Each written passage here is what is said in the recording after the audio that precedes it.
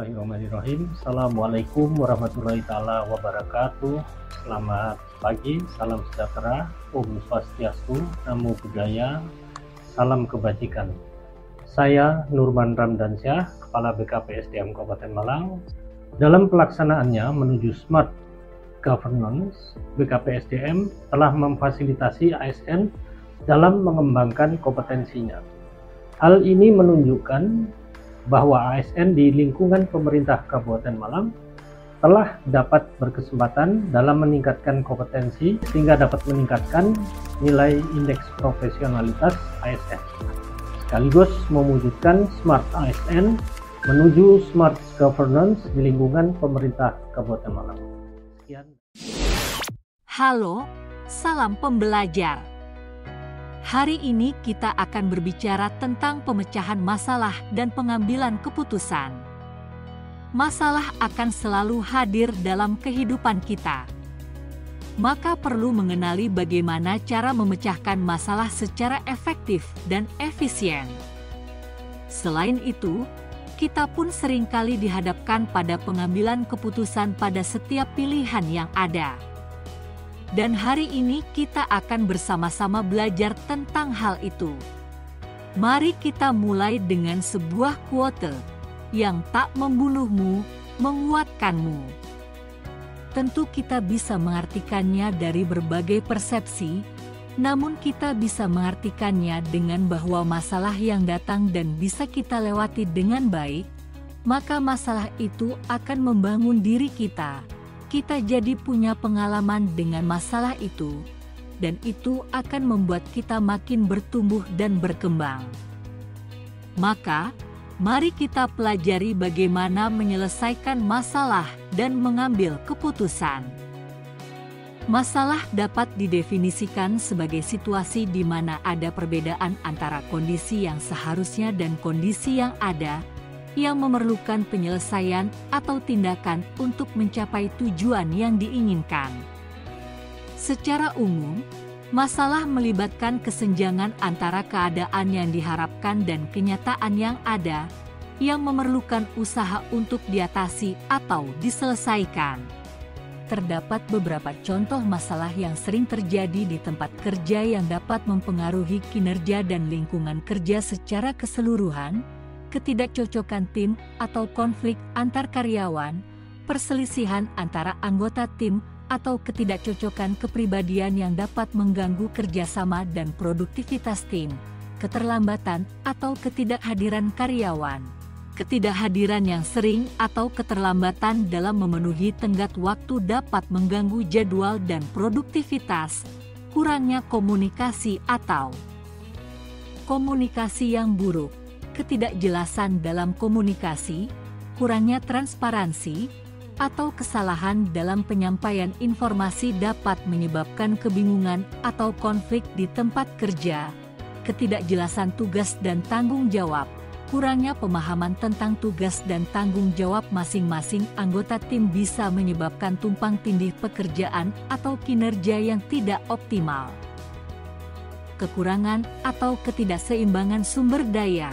Kurangnya sumber daya seperti anggaran, personel, atau peralatan dapat menghambat kemampuan organisasi untuk melakukan pekerjaan dengan efisien, ketidakpuasan karyawan, ketidakpuasan terhadap kebijakan perusahaan, kurangnya penghargaan atau kompensasi yang sesuai, atau kurangnya kesempatan untuk pengembangan karir bisa menjadi masalah di tempat kerja.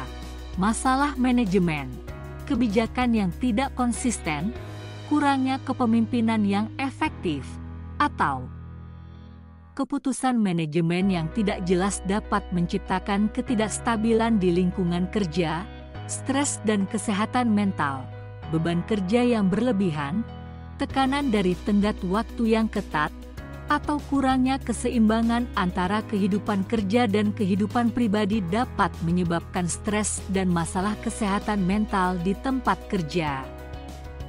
Ketidakmampuan atau kurangnya keterampilan atau pengetahuan yang diperlukan dalam melaksanakan tugas tertentu bisa menjadi hambatan dalam mencapai hasil yang diinginkan. ketidakmampuan menyesuaikan diri dengan perubahan dalam kebijakan, teknologi, atau lingkungan kerja bisa menjadi masalah jika karyawan sulit untuk beradaptasi dengan perubahan tersebut. Penting untuk mengidentifikasi masalah-masalah semacam ini secara dini dan mencari solusi yang sesuai untuk meminimalisir dampak negatifnya terhadap kinerja dan suasana kerja di tempat kerja. Pemecahan masalah memiliki urgensi yang besar karena dampaknya memengaruhi berbagai aspek dalam kehidupan pribadi, profesional, dan sosial. Urgensi ini terkait erat dengan dampak yang dihasilkan dari masalah yang terus dibiarkan tanpa penyelesaian yang tepat. Berikut beberapa urgensi dan dampaknya: urgensi pemecahan masalah, pencegahan eskalasi. Masalah yang tidak diatasi cenderung membesar dan bisa menjadi lebih kompleks seiring berjalannya waktu. Penyelesaian dini mencegah masalah berkembang menjadi sesuatu yang sulit untuk ditangani, meningkatkan produktivitas. Penyelesaian masalah memungkinkan kelancaran proses kerja, mengurangi gangguan, dan memungkinkan fokus pada pencapaian tujuan. Peningkatan kualitas hidup, mengatasi masalah, terutama yang berkaitan dengan kesehatan, keuangan, atau hubungan interpersonal, dapat meningkatkan kualitas hidup seseorang, mendukung inovasi dan pertumbuhan. Dengan mengatasi hambatan-hambatan atau masalah, seseorang atau organisasi dapat membuka peluang baru, mendorong inovasi, dan menciptakan pertumbuhan. Dampak dari tidak memecahkan masalah, menghambat kemajuan. Masalah yang dibiarkan tanpa penyelesaian dapat menghambat perkembangan individu atau organisasi dalam mencapai tujuan mereka, menimbulkan stres. Masalah yang dibiarkan tanpa penyelesaian dapat menyebabkan stres, kekhawatiran, dan ketidakpastian yang merugikan kesehatan mental dan fisik, kerusakan hubungan. Masalah yang tidak terselesaikan dalam hubungan pribadi atau profesional dapat merusak hubungan dan kolaborasi antara individu atau tim. Kehilangan peluang, tidak menangani masalah dengan cepat dapat menyebabkan kehilangan peluang baik dalam hal karir, keuangan, maupun pengembangan diri. Kehilangan kepercayaan. Dampak dari masalah yang terus-menerus tanpa penyelesaian bisa menyebabkan kehilangan kepercayaan dari pihak-pihak terkait, termasuk klien, kolega, atau rekan kerja. Penting untuk diingat bahwa pemecahan masalah bukan hanya tentang menemukan solusi, tetapi juga tentang melihat dampak jangka panjang dari tindakan tersebut terhadap individu, tim, dan organisasi secara keseluruhan. Proses pemecahan masalah adalah serangkaian langkah atau tahapan yang digunakan untuk mengidentifikasi, menganalisis, dan menyelesaikan masalah dengan cara yang terstruktur dan efektif. Berikut adalah tahapan yang umum dalam proses pemecahan masalah. 1. Identifikasi masalah, mengenali masalah, membuat pemahaman yang jelas tentang masalah yang dihadapi, mendefinisikan masalah, menyusun pernyataan yang jelas dan spesifik tentang masalah yang perlu dipecahkan, menetapkan prioritas, menilai tingkat urgensi dan pentingnya masalah dalam konteks yang lebih luas. Contoh dalam melakukan identifikasi masalah per tahapannya. Tahap identifikasi masalah, mengenali masalah. Sebagai contoh, sebuah pemerintah daerah mendapat banyak keluhan dari warga terkait kualitas pelayanan air bersih yang tidak memadai di beberapa wilayah. Mendefinisikan masalah, sebagai contoh, keluhan warga terkait air bersih yang kualitasnya tidak memenuhi standar, ditunjukkan dengan hasil pengujian yang menunjukkan kadar kontaminan di atas batas yang aman. Menetapkan prioritas, sebagai contoh, pemerintah daerah menetapkan prioritas pada peningkatan kualitas air bersih karena dampaknya pada kesehatan dan kesejahteraan masyarakat. Dalam tahap identifikasi masalah ini, pemerintah daerah mendapatkan informasi dari keluhan warga dan hasil pengujian terkait kualitas air bersih. Kemudian mereka mendefinisikan masalah secara spesifik dan menetapkan prioritas untuk menangani masalah tersebut.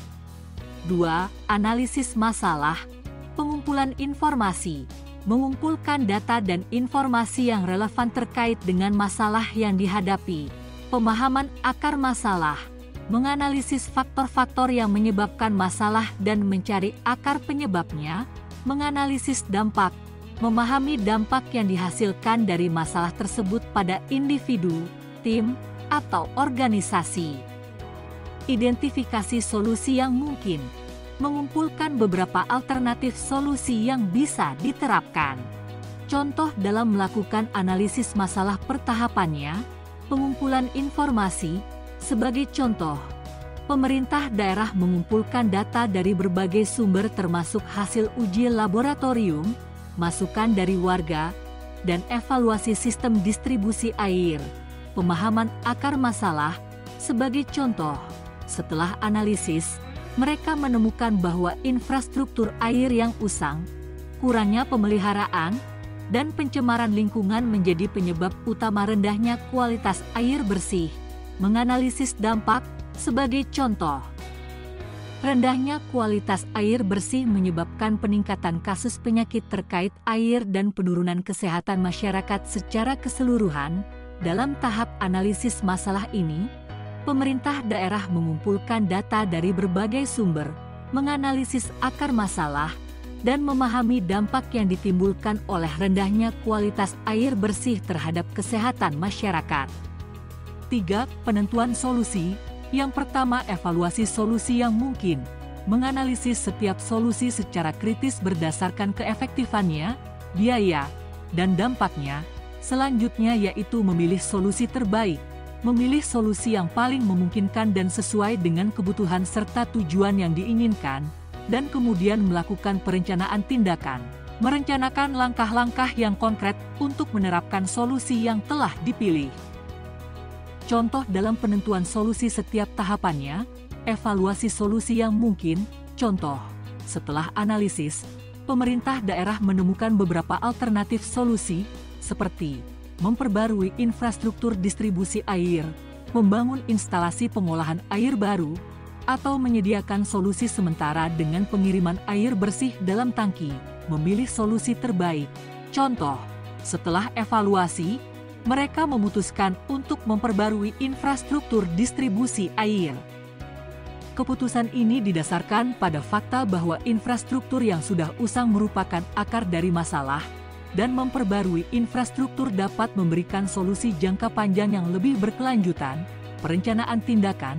Contoh, setelah memilih solusi, pemerintah daerah merencanakan proses perbaikan infrastruktur, mencakup perencanaan anggaran, penjadwalan pekerjaan, pemilihan kontraktor, serta komunikasi dengan warga untuk memberi informasi tentang proyek tersebut.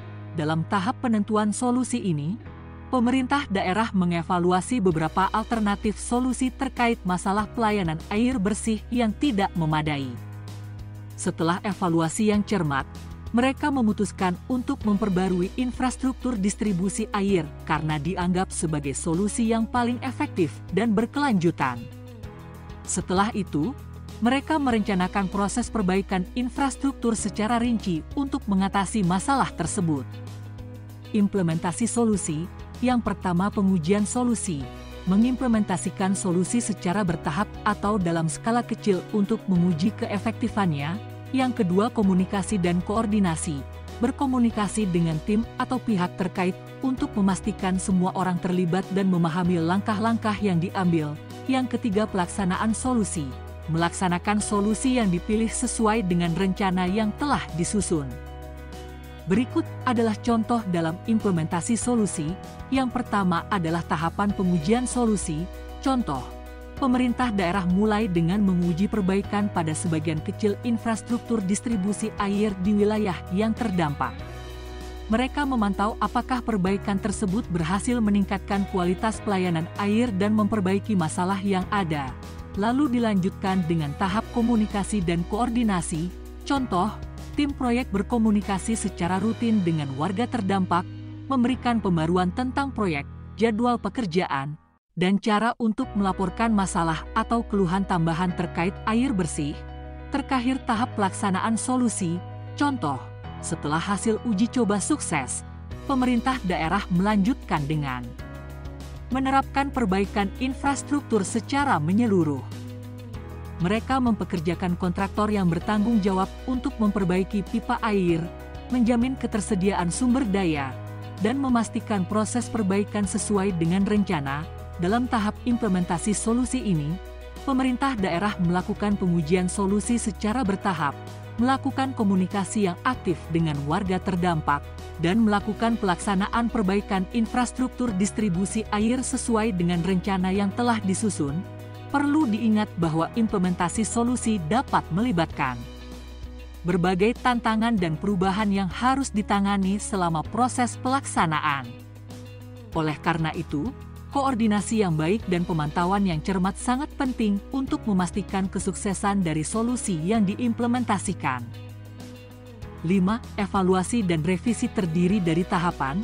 Evaluasi hasil yaitu mengevaluasi hasil dari solusi yang telah diterapkan untuk melihat apakah masalah telah teratasi atau tidak. Lalu tahapan perbaikan dan penyesuaian. Jika diperlukan, membuat perbaikan atau penyesuaian terhadap solusi yang telah diterapkan untuk meningkatkan efektivitasnya. Terakhir, tahap pembelajaran, mengambil pelajaran dari proses pemecahan masalah untuk diterapkan pada masalah serupa di masa mendatang. Tahapan ini tidak selalu linear dan bisa saja melibatkan langkah-langkah yang berulang atau terjadi secara bersamaan. Fleksibilitas dalam proses pemecahan masalah juga diperlukan agar bisa menyesuaikan diri dengan kompleksitas dan perubahan yang terjadi selama proses tersebut. Ini adalah contoh dari setiap tahap dalam evaluasi dan revisi. Yang pertama adalah evaluasi hasil pengujian solusi. Contoh, setelah pengujian terbatas, pemerintah daerah mengevaluasi hasilnya. Jika pengujian tersebut berhasil meningkatkan kualitas air bersih, mereka melanjutkan dengan implementasi secara menyeluruh.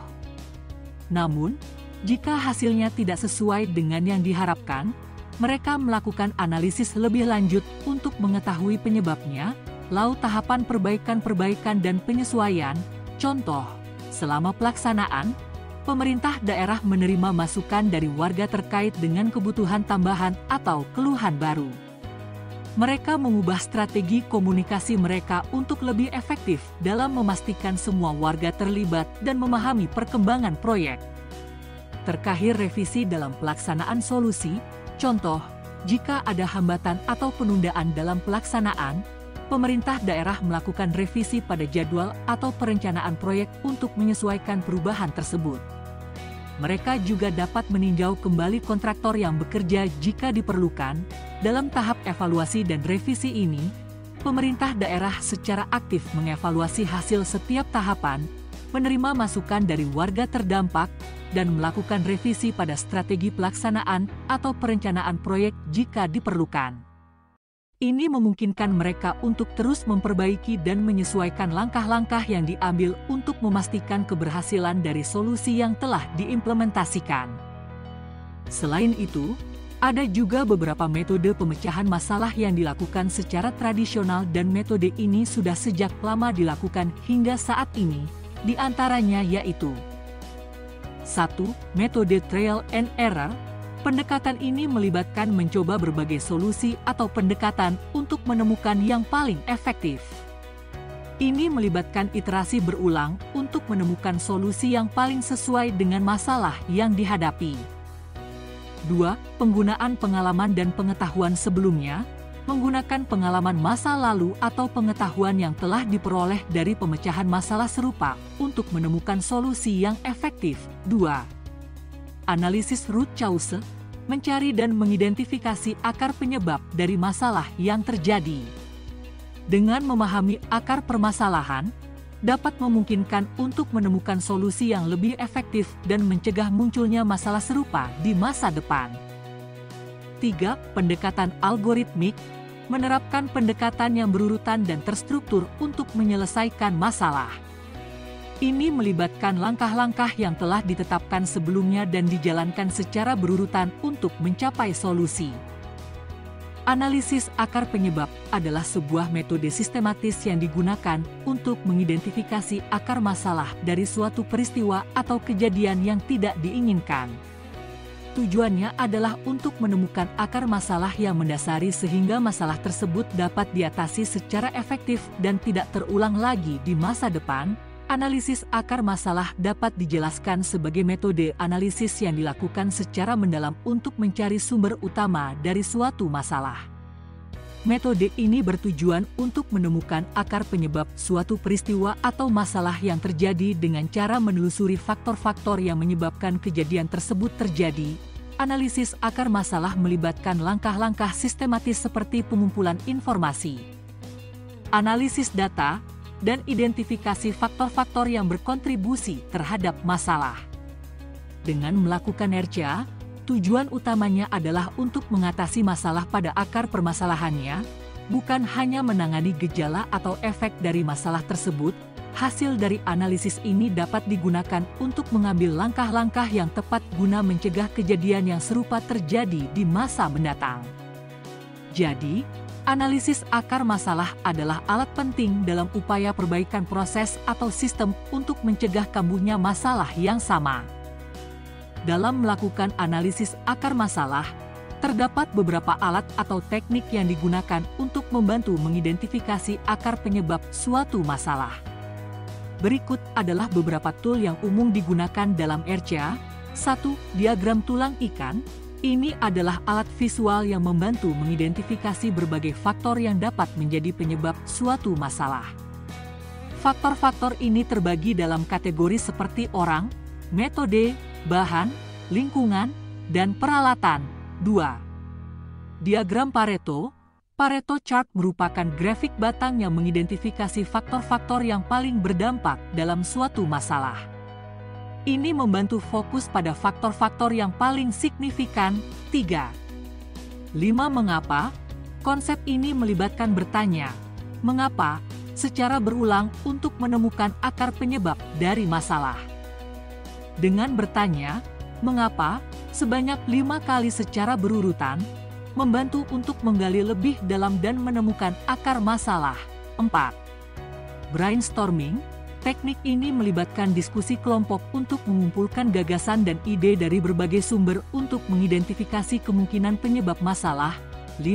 Analisis SWOT menganalisa kekuatan, kelemahan, peluang dan tantangan.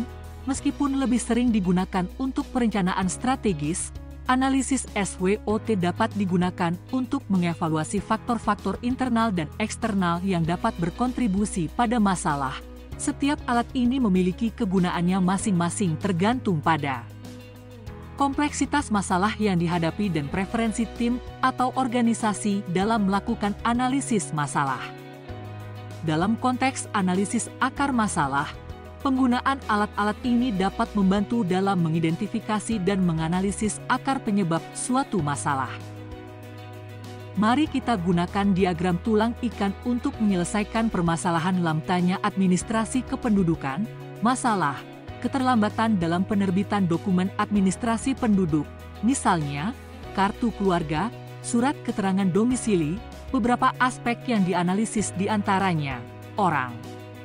Dari aspek orang ditemukan bahwa potensi sebabnya adalah 1.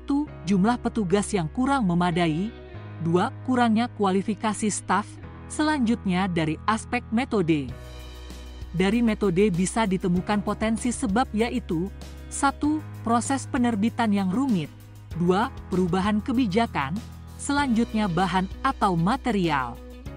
Dari aspek ini ditemukan antara lain karena 1. Kelangkaan bahan atau 2. Peralatan untuk cetak dokumen, 3. Perangkat lunak yang tidak efisien, selanjutnya lingkungan. Dari aspek ini ditemukan bahwa 1. Kondisi kerja yang tidak mendukung, 2. Beban kerja yang berlebihan, tahap 3. Analisis dan identifikasi akar penyebab, contoh analisis akar penyebab. Setelah faktor-faktor yang mungkin menjadi penyebab keterlambatan layanan diidentifikasi pada diagram Fishbone, Langkah selanjutnya adalah menganalisis faktor-faktor tersebut untuk mengidentifikasi akar penyebabnya. Berikut contoh analisis untuk beberapa faktor pada kategori Fishbone yang mungkin terkait: jumlah petugas yang kurang memadai.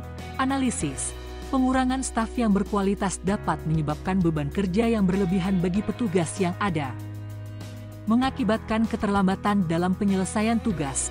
Proses penerbitan yang rumit. Analisis: kurangnya kejelasan dalam proses atau SOP yang kompleks dapat mengakibatkan kebingungan, kesalahan, dan penundaan dalam penerbitan dokumen. Kelangkaan bahan atau peralatan untuk cetak dokumen. Analisis: peralatan cetak yang usang atau bahan yang kurang memadai dapat menghambat proses cetak, menyebabkan keterlambatan dalam penyelesaian dokumen. Kondisi kerja yang tidak mendukung. Tahap 4. Menentukan tindakan perbaikan. Contoh tindakan perbaikan: jumlah petugas yang kurang memadai. Tindakan perbaikan: rekrutmen atau penambahan staf administrasi yang lebih untuk mengurangi beban kerja yang berlebihan dan meningkatkan efisiensi layanan. Proses penerbitan yang rumit. Tindakan perbaikan: revisi atau penyederhanaan proses penerbitan dokumen dengan menetapkan SOP yang lebih jelas dan prosedur yang lebih sederhana. Kelangkaan bahan atau peralatan untuk cetak dokumen. Tindakan perbaikan: perbarui atau tingkatkan peralatan cetak dan pastikan pasokan bahan yang memadai untuk memastikan kelancaran proses cetak. Kondisi kerja yang tidak mendukung. Tindakan perbaikan: perbaiki lingkungan kerja, perbarui sistem, dan berikan pelatihan atau dukungan yang diperlukan kepada staf untuk meningkatkan motivasi dan efisiensi. Tahap 5. Implementasi dan pemantauan. 1. Implementasi solusi. Pelaksanaan tindakan: melaksanakan tindakan perbaikan yang telah direncanakan, seperti menambah jumlah staf, penyederhanaan proses, perbarui peralatan, dan perbaikan kondisi kerja. 2. Pengawasan pelaksanaan. Pemantauan secara berkala. Memantau pelaksanaan tindakan perbaikan untuk memastikan bahwa perubahan direalisasikan sesuai dengan rencana. 3. Evaluasi awal. Mengevaluasi perkembangan, memeriksa apakah tindakan yang dilakukan telah memberikan perbaikan yang diharapkan atau apakah masih diperlukan penyesuaian. 4. Pengumpulan data. Mengumpulkan informasi. Mengumpulkan data dan informasi yang berkaitan dengan implementasi tindakan perbaikan yang dilakukan. 5. Pemantauan efektivitas. Mengevaluasi hasil. Membandingkan data setelah implementasi dengan data sebelumnya untuk menentukan seberapa efektif perbaikan yang telah dilakukan. 6. Identifikasi perbaikan lanjutan. Menentukan koreksi jika diperlukan. Identifikasi area-area di mana perbaikan masih diperlukan dan tempatkan koreksi yang diperlukan. 7. Komunikasi hasil. Berbagi informasi. Komunikasikan hasil pemantauan kepada tim atau pihak yang terlibat dan pastikan pemahaman yang jelas terkait dengan kemajuan atau perubahan yang telah terjadi. 8. Pemantauan berkelanjutan. Melakukan pemantauan secara terus-menerus. Setelah perbaikan dilakukan, penting untuk terus memantau kinerja untuk memastikan perbaikan yang berkelanjutan. Melalui tahap ini, organisasi atau instansi pemerintah dapat memastikan bahwa tindakan perbaikan yang direncanakan diimplementasikan dengan baik dan efektif. Dengan pemantauan yang cermat, mereka dapat mengevaluasi apakah perbaikan yang dilakukan berhasil menyelesaikan masalah, atau jika masih diperlukan perbaikan lebih lanjut. Hal ini memungkinkan untuk memastikan bahwa layanan publik dapat terus ditingkatkan dan sesuai dengan harapan masyarakat. Contoh penggunaan 5 mengapa untuk menganalisis akar masalah. Di sini kita akan memberikan 5 pertanyaan mengapa untuk bisa menganalisa akar masalah. Masalah yang akan dianalisis adalah keluhan tentang kurangnya pendidikan kesehatan masyarakat tentang penyakit menular. Contohnya penerapan 5 mengapa, yaitu dengan cara bertanya. Mengapa yang pertama adalah, mengapa pengetahuan masyarakat tentang penyakit menular kurang? Jawabannya adalah, karena kurangnya kampanye edukasi dan informasi yang tepat. Mengapa yang kedua adalah, mengapa kampanye edukasi dan informasi kurang?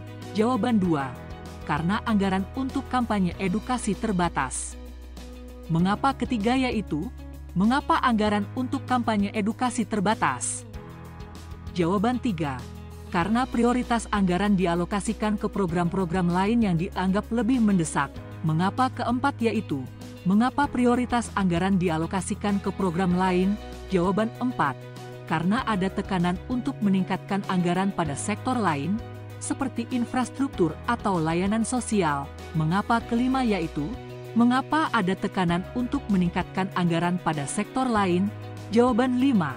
Karena kebutuhan mendesak dalam pembangunan infrastruktur dan layanan sosial yang dilihat sebagai kunci bagi pertumbuhan ekonomi dan kesejahteraan masyarakat, maka kemudian dilanjutkan dengan tindakan meninjau kembali alokasi anggaran dan menemukan keseimbangan yang lebih baik antara sektor-sektor yang mendesak dan kebutuhan mendesak akan edukasi kesehatan masyarakat. Dalam contoh ini, analisis 5 WHYS membantu untuk mengidentifikasi bahwa kurangnya pengetahuan masyarakat tentang penyakit menular berkaitan dengan alokasi anggaran yang tidak memadai untuk kampanye edukasi. Dengan mengetahui akar masalahnya, pengambil keputusan dapat menyesuaikan alokasi anggaran untuk memprioritaskan edukasi kesehatan masyarakat yang akan membantu meningkatkan kesadaran dan pengetahuan masyarakat akan penyakit menular dan tindakan pencegahan yang tepat. Berikut contoh penggunaan SWOT analisis untuk menganalisa pelayanan kesehatan. Tindakan dilakukan berdasarkan kekuatan yang ada, misalnya 1. Tenaga kesehatan terlatih. Meningkatkan pelatihan dan pengembangan tenaga kesehatan untuk memperluas jangkauan layanan kesehatan di daerah terpencil. 2. Fasilitas kesehatan yang memadai.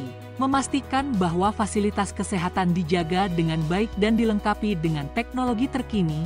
Tindakan untuk mengatasi kelemahan contohnya, 1. Kurangnya aksesibilitas. Mengembangkan program telemedicine atau layanan kesehatan berbasis teknologi untuk mencakup daerah terpencil yang sulit dijangkau. 2. Keterbatasan sumber daya. Mencari sumber dana tambahan melalui kemitraan dengan organisasi non-profit atau program bantuan internasional. Kemudian dilakukan pemanfaatan peluang.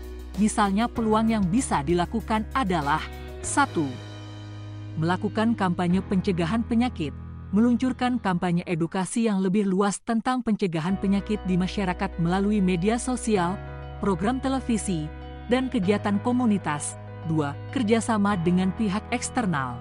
Membangun kemitraan dengan lembaga internasional atau organisasi lokal untuk mendukung program pencegahan penyakit tertentu atau pengadaan peralatan medis yang diperlukan. Terakhir adalah mengatasi ancaman yang mungkin berasal dari 1. Peningkatan penyakit menular. Meningkatkan upaya pencegahan dan pengawasan penyakit menular dengan meningkatkan program vaksinasi atau pemantauan kesehatan masyarakat. 2. Keterbatasan anggaran. Mengusulkan alternatif pengurangan anggaran lain yang kurang mendesak untuk mempertahankan dana di sektor pelayanan kesehatan yang kritis. Metode ini berdasarkan pada prinsip Pareto, yang menyatakan bahwa sebagian besar efek berasal dari sebagian kecil penyebab atau faktor. Langkah-langkah penggunaan diagram Pareto. 1. Identifikasi masalah atau variabel yang akan dianalisis. Tentukan masalah atau variabel yang ingin dianalisis. Misalnya, jenis-jenis masalah yang sering terjadi atau faktor-faktor yang mempengaruhi kualitas suatu produk atau layanan. 2. Kumpulkan data. Kumpulkan data terkait dengan variabel yang dipilih. Ini bisa berupa jumlah keluhan, jenis masalah, atau frekuensi terjadinya suatu peristiwa. 3. Klasifikasi data. Kelompokkan data berdasarkan kategori atau jenisnya. Misalnya, jika masalah yang dianalisis adalah keluhan pelanggan, klasifikasikan keluhan ke dalam kategori yang berbeda. 4. Hitung frekuensi atau jumlah terjadinya setiap kategori. Hitung jumlah atau frekuensi setiap kategori dalam data yang dikumpulkan. 5. Hitung persentase kumulatif. Hitung persentase kumulatif dari setiap kategori terhadap total keseluruhan. Ini membantu dalam mengetahui kontribusi relatif dari masing-masing kategori terhadap total masalah. 6. Buat diagram Pareto. Susun data dalam bentuk diagram batang, bar chart. dengan sumbu horizontal untuk kategori dan sumbu vertikal untuk jumlah atau frekuensi terjadinya masalah. Susun dalam urutan dari yang paling berpengaruh atau paling besar ke yang paling sedikit. 7. Identifikasi prioritas. Analisis diagram Pareto untuk mengidentifikasi kategori yang menyumbang sebagian besar masalah. Fokuskan perhatian dan sumber daya. Contoh penggunaan diagram Pareto dalam pelayanan masyarakat, misalkan sebuah rumah sakit menggunakan diagram Pareto untuk menganalisis jenis keluhan pasien. Mereka mengumpulkan data selama sebulan dan mengidentifikasi keluhan pasien seperti keterlambatan dalam pelayanan, kesalahan dalam diagnosis, kesalahan obat, dan keluhan lainnya. Diagram ini membantu untuk memahami hubungan sebab akibat atau korelasi antara dua variabel.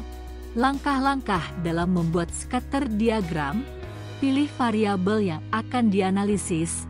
Tentukan dua variabel yang ingin Anda teliti hubungannya, misalnya, hubungan antara waktu tunggu dengan kepuasan pelanggan. Kumpulkan data. Kumpulkan data untuk kedua variabel yang dipilih. Pastikan data disusun dengan benar dan memiliki nilai yang cukup untuk dianalisis. Atur data ke dalam pasangan nilai. Susun data ke dalam pasangan nilai yang terkait satu sama lain, misalnya, waktu tunggu, variabel X, dan tingkat kepuasan pelanggan, variabel Y. Plot titik pada diagram. Letakkan setiap pasangan nilai sebagai titik koordinat pada diagram. Variabel X diletakkan di sumbu horizontal, X-aksis, sedangkan variabel Y diletakkan di sumbu vertikal, Y-aksis. Analisis pola atau hubungan. Perhatikan pola titik-titik pada diagram. Jika titik-titik cenderung membentuk pola tertentu, seperti garis lurus naik, positive correlation, garis lurus turun, negative correlation, atau tidak memiliki pola tertentu, no correlation. Contoh aplikasi scatter diagram dalam pelayanan masyarakat. Misalkan suatu lembaga pelayanan sosial menggunakan variabel X, jumlah pelatihan keterampilan yang diselenggarakan setiap bulan, variabel Y, jumlah peserta yang berhasil mendapatkan pekerjaan setelah mengikuti pelatihan. Mereka mengumpulkan data selama beberapa bulan dan memplot titik-titik pada diagram. Setiap titik mewakili pasangan nilai jumlah pelatihan dan jumlah peserta yang berhasil mendapatkan pekerjaan pada bulan tersebut. Berikut adalah contoh penerapan metode brainstorming untuk menganalisis masalah pelayanan masyarakat. Contoh penerapan metode brainstorming dalam analisis masalah pelayanan masyarakat. Masalah: kurangnya kesadaran masyarakat tentang program pengelolaan sampah yang benar di lingkungan mereka. Langkah-langkah brainstorming. Persiapan: bentuk tim atau kelompok yang terdiri dari beragam orang yang terkait dengan masalah pengelolaan sampah, seperti pegawai pemerintah, aktivis lingkungan, tokoh masyarakat. Delel. Sesi brainstorming. Fase 1. Generate ideas. Menghasilkan ide. Sesi dimulai dengan memperkenalkan masalah secara singkat kepada semua anggota tim. Setelah itu, anggota tim diminta untuk memberikan ide-ide secara bebas tentang bagaimana meningkatkan kesadaran masyarakat tentang pengelolaan sampah. Tidak ada penilaian terhadap ide-ide yang diajukan. Tujuannya adalah mengumpulkan sebanyak mungkin gagasan, contoh ide, workshop edukasi di sekolah-sekolah, kampanye sosial media, pengadaan tempat sampah yang lebih mudah diakses, penggunaan media lokal untuk informasi. Delel. Fase 2. Review and refine. Mengulas dan menyempurnakan. Setelah semua ide dikumpulkan, lakukan diskusi singkat untuk memahami dan mengklarifikasi setiap ide. Identifikasi dan soroti ide-ide yang paling menjanjikan atau mudah diimplementasikan di lingkungan masyarakat. analisis ide, evaluasi kelebihan dan kekurangan setiap ide yang dihasilkan, pilih beberapa ide yang dianggap paling layak dan efektif untuk meningkatkan kesadaran masyarakat tentang pengelolaan sampah. Rencana tindak lanjut. Setelah memilih ide-ide yang paling menjanjikan, susun rencana tindak lanjut yang meliputi tahapan implementasi, siapa yang bertanggung jawab, anggaran yang dibutuhkan, dan metrik untuk mengukur keberhasilan, implementasi dan evaluasi. Jalankan ide-ide tersebut sesuai rencana yang telah dibuat. Lakukan evaluasi berkala untuk melihat efektivitasnya dan lakukan penyesuaian jika diperlukan. Dengan menggunakan metode brainstorming, tim dapat menghasilkan beragam ide yang kreatif dan inovatif untuk mengatasi masalah kurangnya kesadaran masyarakat tentang pengelolaan sampah. Kemudian, ide-ide tersebut dapat diseleksi dan diimplementasikan untuk meningkatkan pemahaman masyarakat akan pentingnya pengelolaan sampah yang benar. Pengambilan keputusan adalah proses mental yang melibatkan penilaian, pemilihan, dan pemutusan mengenai suatu tindakan atau pilihan dari beberapa alternatif yang tersedia. Ini adalah keterampilan penting dalam kehidupan sehari-hari, baik dalam konteks pribadi maupun profesional, di mana individu atau kelompok harus membuat keputusan yang berdampak pada hasil tertentu. Tahapan atau proses pengambilan keputusan, yang pertama adalah identifikasi masalah atau tujuan. Langkah pertama adalah mengidentifikasi masalah yang perlu dipecahkan atau tujuan yang ingin dicapai. Yang kedua, pengumpulan informasi.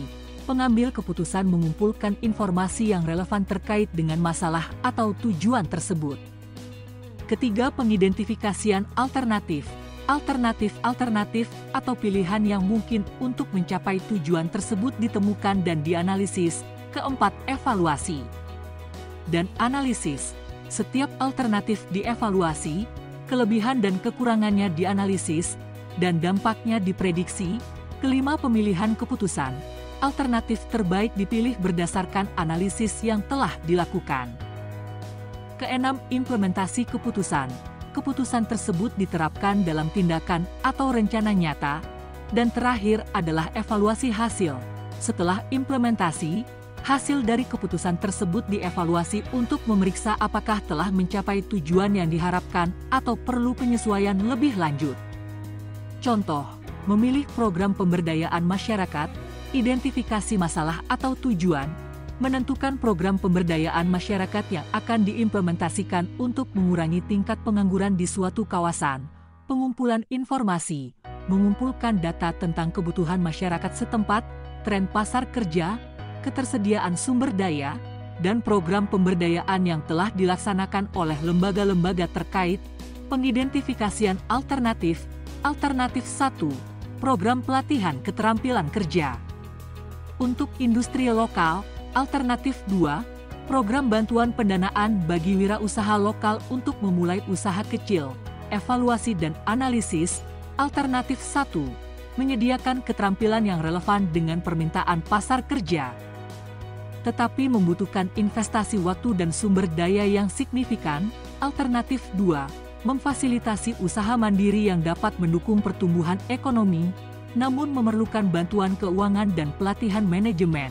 Pemilihan keputusan, berdasarkan analisis, diputuskan untuk meluncurkan program 2 karena potensi untuk memberdayakan wirausaha lokal dan menggerakkan perekonomian lokal. Implementasi keputusan, melakukan pendaftaran dan seleksi peserta program, menyediakan pelatihan manajemen bisnis, dan memberikan bantuan pendanaan kepada wirausaha terpilih. Evaluasi hasil. Setelah 1 tahun, dilakukan evaluasi terhadap kemajuan bisnis wirausaha yang telah menerima bantuan. Terdapat peningkatan signifikan dalam penciptaan lapangan kerja lokal dan pertumbuhan ekonomi di kawasan tersebut. Dalam contoh ini, langkah-langkah pengambilan keputusan digunakan untuk memilih program pemberdayaan yang tepat untuk memperbaiki kondisi ekonomi masyarakat di suatu daerah tertentu. Hal ini menunjukkan bagaimana proses pengambilan keputusan dapat diterapkan dalam konteks pelayanan masyarakat untuk mencapai tujuan yang diinginkan. Pengambilan keputusan prioritas adalah proses menentukan urutan atau tingkat pentingnya suatu tindakan atau keputusan dibandingkan dengan yang lain. Ini melibatkan penilaian terhadap berbagai alternatif atau tujuan yang berbeda untuk menentukan yang paling penting atau yang paling mendesak untuk diutamakan. Urgensi dalam pengambilan keputusan berdasarkan prioritas, waktu, menentukan apakah keputusan perlu diambil segera atau bisa ditunda, dampak jangka panjang, menilai konsekuensi atau dampak dari keputusan tersebut dalam jangka panjang, kesempatan, memperhitungkan kesempatan yang mungkin hilang jika keputusan tidak diambil dengan cepat, dampak dari pengambilan keputusan berdasarkan prioritas, efisiensi dan produktivitas, memberikan fokus pada masalah yang paling penting, membantu dalam penggunaan sumber daya secara efisien, penyelesaian masalah mendesak, memungkinkan penyelesaian masalah yang mendesak atau kritis sebelum menjadi lebih buruk, menghindari kebingungan, mencegah kebingungan atau kekacauan karena terlalu banyaknya masalah yang harus diselesaikan secara bersamaan. Contoh penerapan pengambilan keputusan berdasarkan prioritas dapat dilihat pada situasi di pemerintahan, di mana pemerintah harus memprioritaskan alokasi anggaran untuk layanan kesehatan, pendidikan, infrastruktur, atau sektor lainnya berdasarkan urgensi dan kepentingannya bagi masyarakat, dengan mengutamakan prioritas. Pengambil keputusan dapat mengalokasikan sumber daya dan energi pada area yang paling kritis atau memberikan hasil yang paling signifikan bagi tujuan yang ingin dicapai. Hal ini memastikan bahwa respon terhadap permasalahan atau kesempatan dapat dilakukan secara efektif, menghindari penundaan yang berdampak buruk pada hasil akhir atau kinerja keseluruhan suatu proyek, organisasi, atau pelayanan masyarakat. Menentukan prioritas dalam pengambilan keputusan melibatkan proses penilaian, peringkat, dan penetapan urutan tindakan atau keputusan berdasarkan tingkat pentingnya relatif dari setiap pilihan yang tersedia. Ini penting untuk memastikan bahwa sumber daya yang terbatas, seperti waktu, tenaga, atau dana, digunakan secara efisien untuk mencapai tujuan yang diinginkan. Berikut adalah langkah-langkah dalam menentukan prioritas dalam pengambilan keputusan. Langkah-langkah menentukan prioritas: identifikasi tujuan atau pilihan, kenali tujuan atau pilihan yang tersedia yang membutuhkan tindakan atau keputusan, evaluasi kriteria penting, tentukan kriteria atau faktor-faktor yang penting untuk menilai setiap pilihan. Ini bisa meliputi dampak, urgensi, biaya, keuntungan, dan konsistensi dengan tujuan jangka panjang, penilaian terhadap setiap pilihan, evaluasi setiap pilihan atau tujuan berdasarkan kriteria yang telah ditetapkan, perbandingan dan peringkat, bandingkan pilihan satu sama lain dan berikan prioritas atau peringkat berdasarkan kriteria yang telah ditentukan.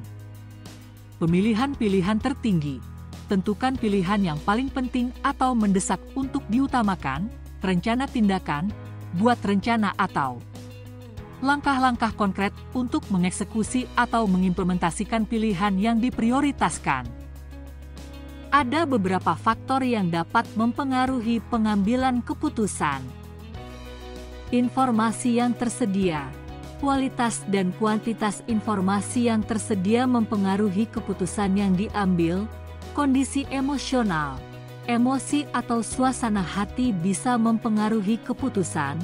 Pengalaman dan pengetahuan, pengalaman masa lalu dan pengetahuan memainkan peran penting dalam pengambilan keputusan. Tujuan dan nilai, tujuan pribadi atau nilai-nilai individu juga memengaruhi keputusan yang diambil. Tekanan sosial dan budaya, norma sosial dan budaya juga bisa mempengaruhi keputusan yang diambil. Seseorang, Pengambilan keputusan yang baik membutuhkan keseimbangan antara logika, informasi yang relevan, emosi, dan evaluasi yang hati-hati terhadap konsekuensi dari pilihan yang dibuat. Seiring pengalaman dan kemampuan memperoleh informasi, seseorang dapat memperbaiki keterampilan pengambilan keputusan mereka. Pemecahan masalah dan pengambilan keputusan adalah keterampilan dan seni. Maka mulai dengan menerapkan teori dan metode yang sudah kita pelajari. Selamat mempraktekkan dan salam pembelajar.